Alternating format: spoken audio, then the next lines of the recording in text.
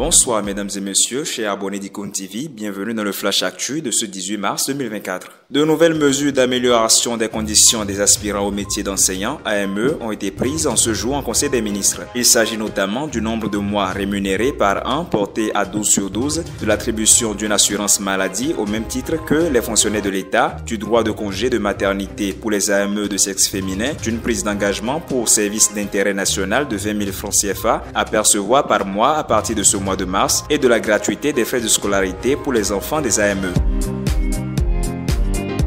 Dans le secteur des médias, le comité de facilitation de la carte de presse appelle à l'arrêt du processus électoral en cours pour le choix des représentants des hommes des médias devant siéger à la HAC. Lors d'une conférence de presse donnée ce dimanche à Cotonou, les membres du comité ont relevé des irrégularités qui, d'après eux, décrédibilisent tout le processus. Ils dénoncent entre autres un cadre juridique inapproprié, truffé de rétropédalage et de dispositions attentatoires à la loi qui encadre l'activité des médias et au code de déontologie de la presse béninoise. Ils fustige aussi une dévalorisation de la carte de presse à travers la décision de permettre que tout détenteur d'une carte d'identité biométrique ou du certificat d'identification personnelle ou du passeport puisse s'inscrire sur les listes électorales. Cette décision, selon le président du comité de facilitation, tranche définitivement avec les acquis obtenus difficilement au prix de sacrifices.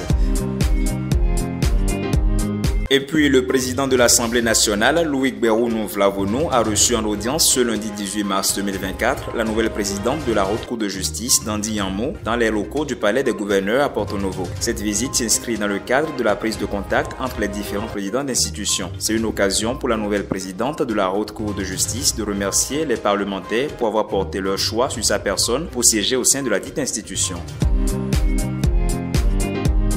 Enfin, à l'international, Vladimir Poutine est à nouveau élu président de la Russie. Il martèle ainsi son statut indiscutable de maître du Kremlin. Vladimir Vladimirovitch Poutine voit sans cesse sa cote de popularité grimper au fil des mandats. Avec 87% des suffrages exprimés contre 76,6% pour la présidentielle de 2018, l'homme d'État de 71 ans, pourtant très décrié par l'Occident, bat le record de tous ses précédents scores électoraux depuis 2012. Mesdames et messieurs, ce sera tout pour le Flash Actu de ce 18 mars. Merci de nous avoir suivis et à demain. Portez-vous bien.